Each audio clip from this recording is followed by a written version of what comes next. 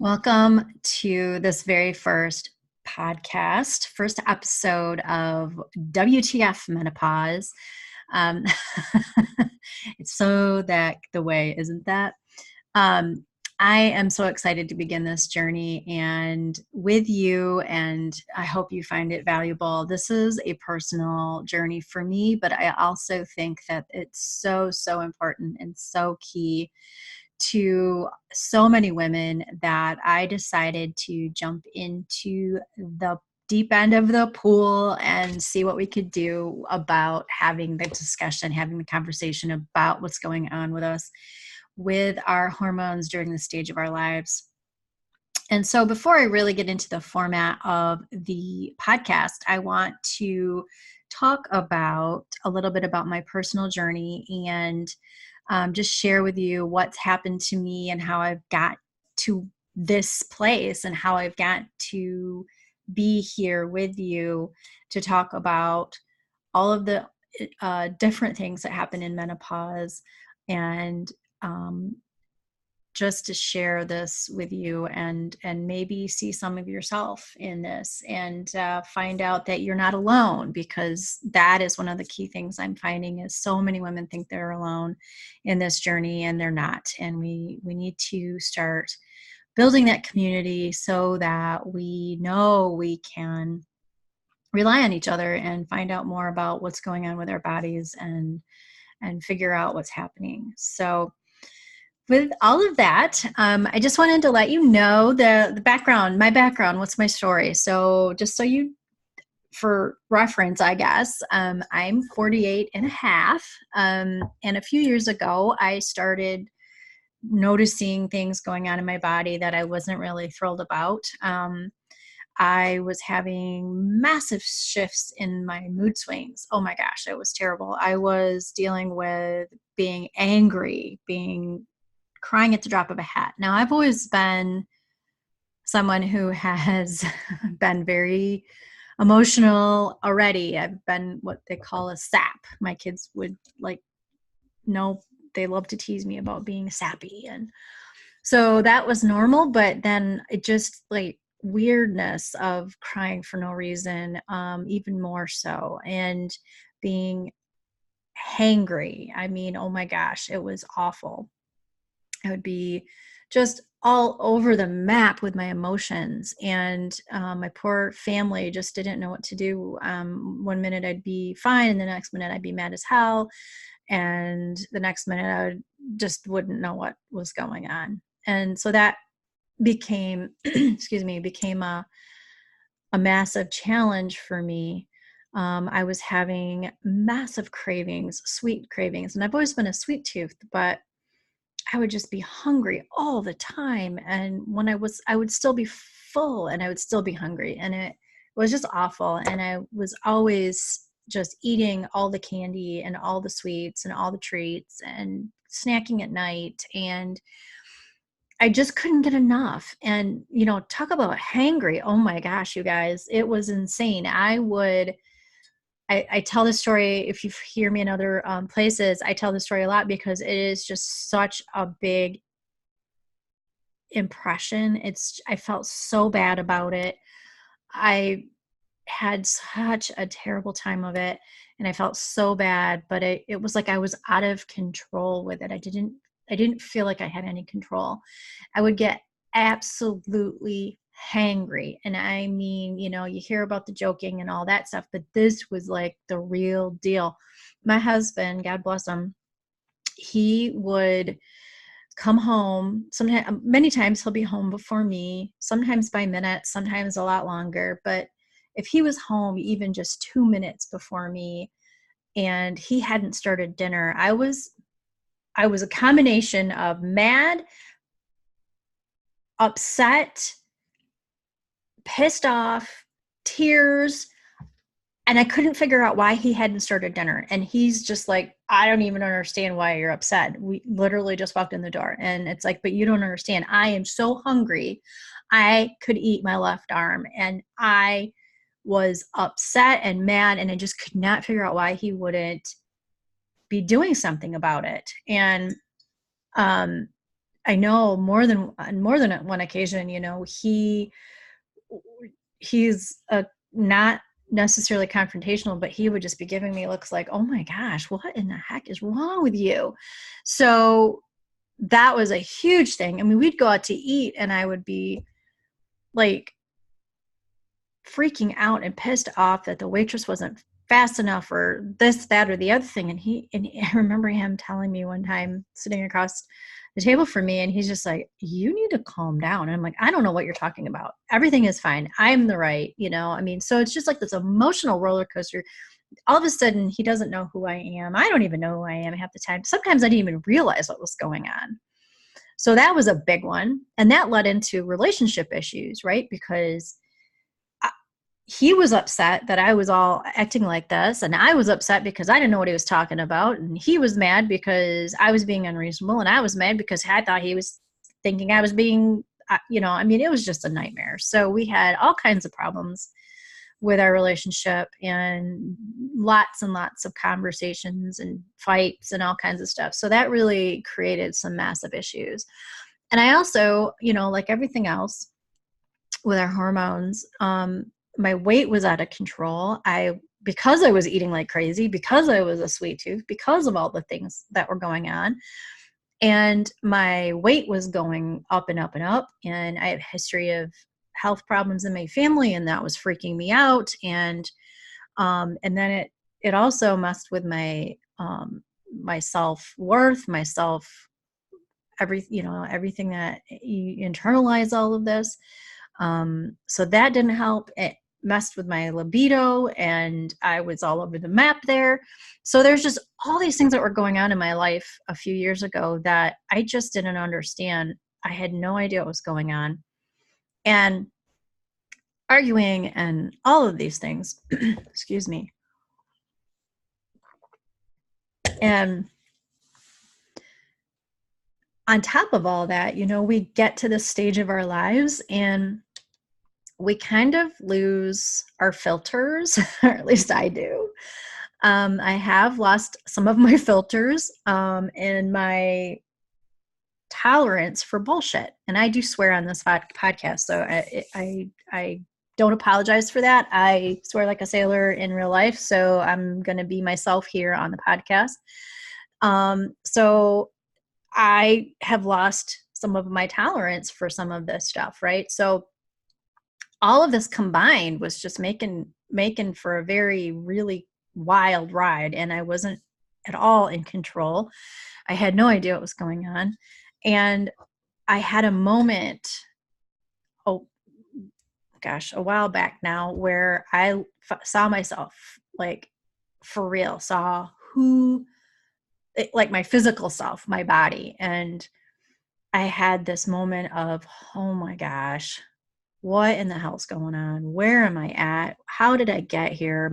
I am in so much trouble with my weight. And I had a moment where I had to come to terms with that. And I decided that day, that was it. I needed to do something. I couldn't live like this anymore. And so I I started keto. I started doing a ketogenic diet with intermittent fasting, and found out that my mood swings and my weight and everything, as it started to go away, my weight started to go down, my mood swings started to reduce. A lot of these things started changing in my life. I started to feel better, and my energy, my brain fog was gone, all these things. And I was like, yes, finally, I've got control of things. I've got control of my life. But it wasn't until after I had gotten to my goal weight that I started to really understand what was happening in my body. And I had gone to a conference where Dr. Anna Kabaka, she's an OBGYN, and she talks about menopause and keto. And I was like, oh my God, all of the things that I was going through, she's talking about, and she's giving me an understanding of why this is happening. And it's all based in hormones. It's all based in hormones. Our hormones dictate everything, right? And so by having these changes, with menopause, it just changes all the things, and it makes all of the stuff happen. It's a cascade effect. I had no idea how much it mattered, how much our hormones changed and directed our lives.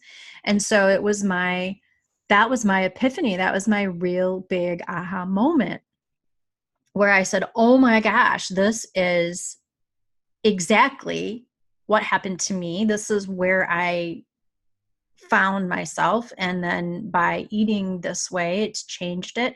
But also to understand what's going on, how I got there, why I was there to begin with. It had nothing to do with the fact that I was lazy. It had nothing to do with the fact that I had no willpower. It had nothing to do with the fact that I was losing my mind. It had everything to do with my hormones, everything to do with my hormones. And I think that is something that is so key and so important that we don't talk about enough. And with our doctors don't even understand it half the time. So, we just need to have more conversations around this. And as I did more research and understanding the symptoms, what menopause symptoms are, there's dozens of them. It's not just the top 5 or 10, like the hot flashes, night sweats, weight gain, brain fog. Those are the big ones. But there's things like itchy skin and anxiety and depression and feeling like you are out of place. And I mean, just there's so many little things that we don't realize are affected by the change of menopause and the fluctuations of our hormones and how our hormones affect all of these things. That's when I really started to understand that there was a bigger picture out there. That's when I started to understand that we needed to have more conversation about this. We needed to discuss this more. And I started joining groups, and I started getting into more and more research. I started reading more and more books from doctors who deal with this, and specifically with the concept of what we put into our bodies and how it affects our bodies. And it is such a huge thing. And I know that sounds like very vague, but there's so much to this. But so I started to read and see and become part of more and more groups, and started working with clients. I was already working with clients in this capacity. I was already in this age group, I should say. I was working with women between 40 and 50, and they were dealing with all these hormonal changes already. And we were fixing, we were changing their diet.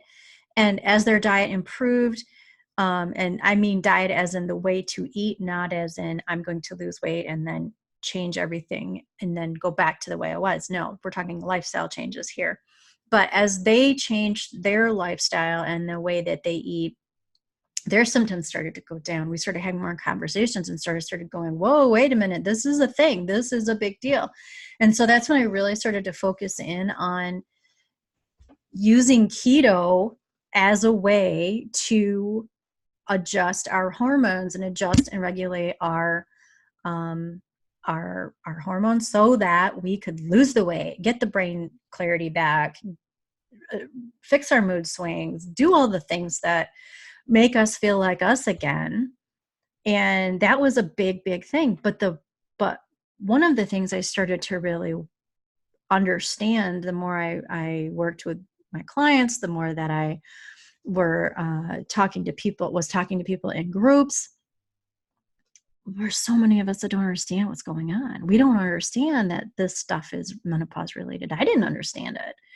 And so, and it's isolating and it's lonely, and we think it's us. We don't understand that it's a thing that we can't control. We think it's all up in our head, or we think that maybe we're just crazy, or we're losing it, or this is going to be our lives now. And that's not the case. That doesn't have to be. And so that's my mission. That's why I'm here. That's why I'm doing this, is to help bring this to people so that they don't feel so alone, because that is just not where we should be.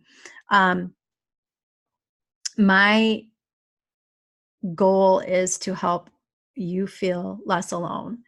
My goal is to help you find solutions to your specific issues with menopause. I want you to know that we're all in this together.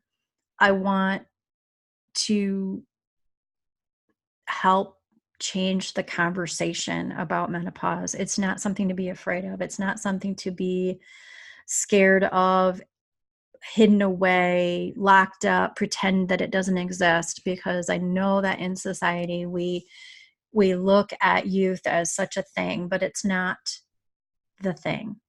And women are much more complicated, much more wonderful, various, multifaceted. We're just so complex, and that's a beautiful thing. It is not something to be thought of as a negative. And I know that's what we've heard our whole lives, is we're so complicated. Well, hell yes, we are. And that's a good thing. Thank you very much. So that's my goal. My goal is to help you step into your power, step into your confidence, find the things that work for you to help you feel better, feel like yourself again, but also to take the power that you have now, because this is a phase of our lives that we become much more powerful. We can be all of the things we've ever wanted to be, because we have so much freedom in this stage of our lives. We are the wise women now. We have had joy, we have had sorrow, we've had everything in between. We have learned so much from these experiences. We deserve to have the full lives that we want. And it's not something to give up on. It's not something to push into the background. We do not go quietly into the night. We should not go quietly into the night. We have the right.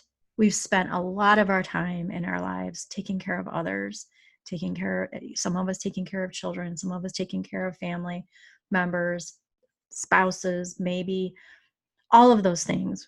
It's time for us. It's time for us to take care of us. And this is a time, because we don't have a choice. We don't have a choice. Our hormones are sitting up and telling us, guess what? You have to pay attention. And so in a way, it's a blessing, because now we have to focus on us. We have to find the things that help us navigate these hurdles first, right? Getting our hormones under control, getting the symptoms under control. But then we have this gift of being able to be who we are and who we are meant to be and who we've been wanting to be all this time. It's not just about getting those hormones under control. It's about being able to express ourselves absolutely to the fullest. And I think that is where my passion lies, is being able to express ourselves. I've spent a lot of time pretending to be somebody that I'm not. A lot of time.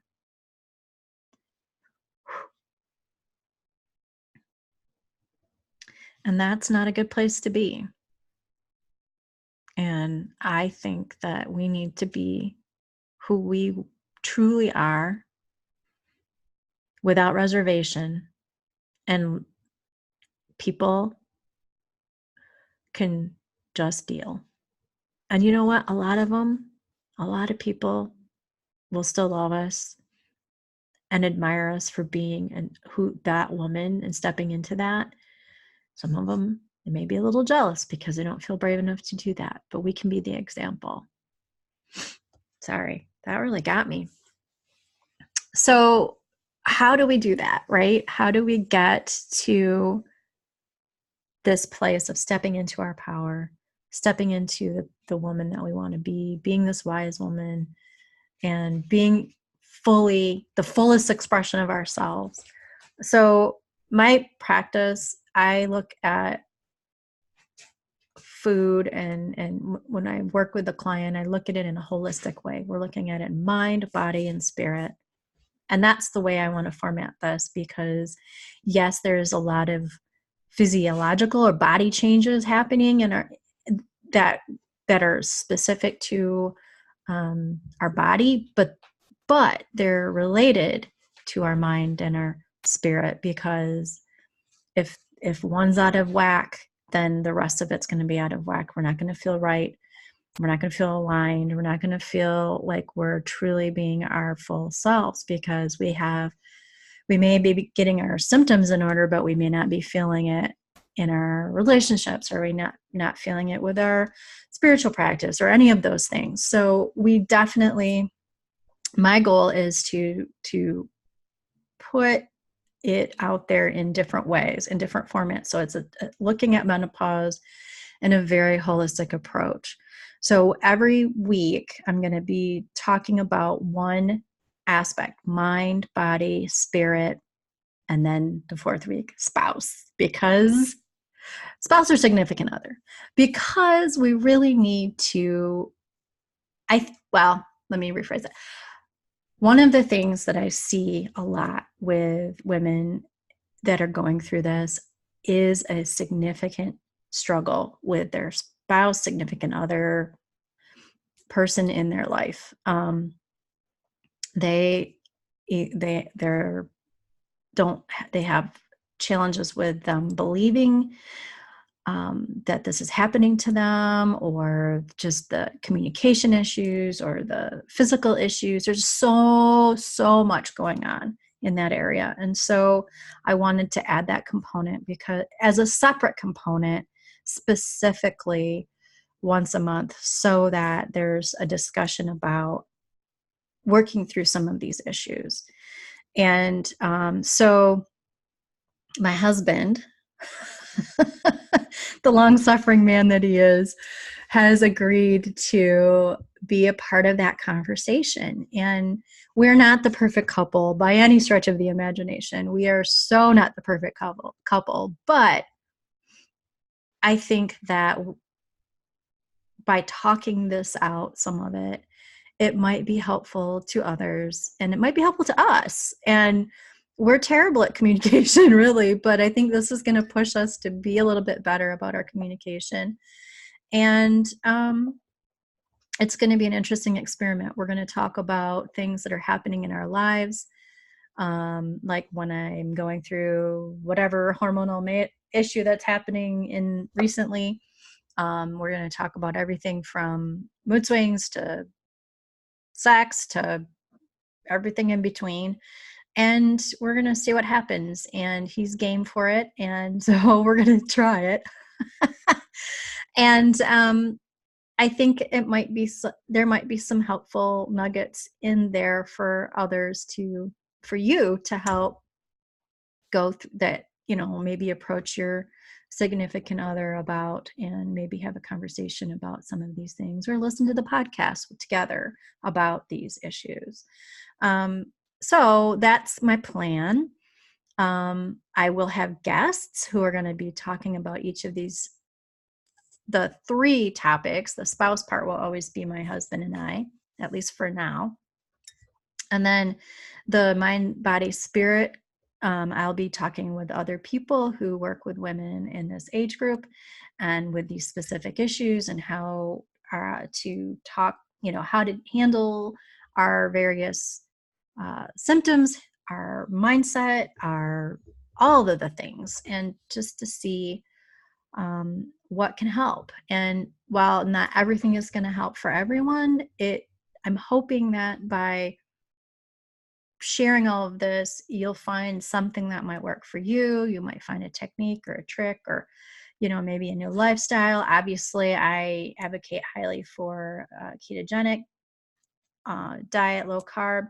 It's significantly reduced so many symptoms for my clients, and I just can't recommend it enough. But it's not going to be just the keto podcast. It's going to be a lot of things, a lot of different options out there. And we're going to talk about all kinds of stuff. So if you have any suggestions, I'd be more than happy to hear them. If you know of somebody who would be a great guest on the podcast, certainly send them my way. And I cannot wait to get started on this journey. And I'm so excited that you're here for the ride. And I will I don't know. I just can't believe this is happening. It's been so long coming in my head and just rolling around, and now finally I'm actually doing something about it. I'm excited. So I hope you're excited too, and I cannot wait to talk to you more. Have a wonderful day, and I will see you very soon. Bye.